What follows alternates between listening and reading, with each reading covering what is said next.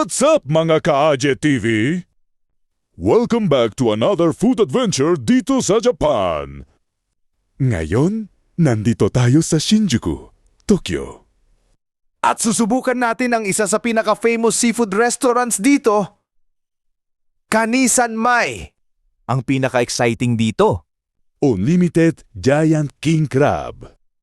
Kung mahilig kayo sa seafood, siguradong ayaw ninyong mamiss ang video na ito. Tara, kain tayo! pagpasok pa lang natin sa restaurant, Mapapansin agad ang elegant at authentic Japanese atmosphere. Malinis, relaxing, at very welcoming ang place. kilala talaga ang Kanisan Mai dahil sa premium quality ng kanilang crab dishes. At ngayon, susubukan natin ang kanilang all-you-can-eat experience. At yan na! Dumating na ang unang order natin! Grabe, tingnan nyo naman ang Giant King Crab Legs! Ang lalaki talaga at punong-puno ng laman. Sobrang fresh pa ng itsura kaya excited na akong tikman! First bite. Wow! Ang sarap! Ang tamis ng crab meat sobrang juicy at napakalambot. Halos kusa na siyang lumalabas sa shell. Hindi mo na nga kailangan ng maraming. Saucy dahil sapat na ang Natural sweetness ng king crab. Kaya pala maraming bumabalik dito. Pero hindi lang king crab ang meron dito.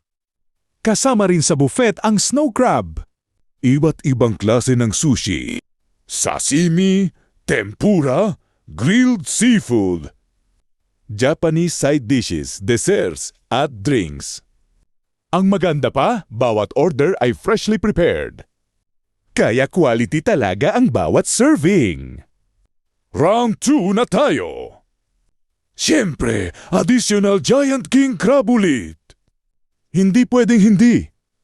Kumuha rin tayo ng fresh salmon sashimi at konting sushi. Sobrang fresh ng seafood nila.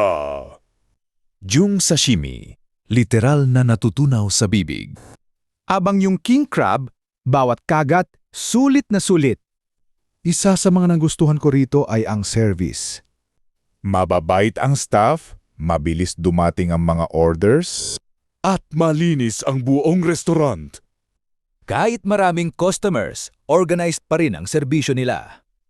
Kung bibisita kayo sa Tokyo at seafood lover kayo, highly recommended ko ang Kanisan Mai Shinjuku. Oh, premium ang presyo! Pero kung gusto ninyong ma-experience ang unlimited giant king crab at high quality seafood sa Japan, sulit talaga ito. After ilang rounds ng king crab, busog na tayo. Pero kung tatanungin nyo ako kung ano ang pinaka-favorite ko, Walang duda, ang giant king crab legs talaga. Sobrang fresh, matamis at talagang unforgettable ang lasa. Overall, sobrang nag-enjoy ako sa experience na ito. Kaya kung naghanap kayo ng unique food experience dito sa Tokyo, idagdag nyo na ang Kanisan Mai sa inyong travel bucket list. Kung nagustuhan ninyo ang video na ito, huwag kalimutang i-like, mag-subscribe sa AJET TV. At i-hit ang notification bell para updated kayo sa ating mga susunod na food. Trips at travel adventures dito sa Japan. Maraming salamat sa panonood and I'll see you sa next adventure. Hanggang sa muli, ingat kayo, keep exploring, and happy eating. Bye mga ka-AJET TV! My name, my age, my favorite color, my height, my sign, do I have a lover? My name, my age, my name, my age, my favorite color, my height, my sign, do I have a lover?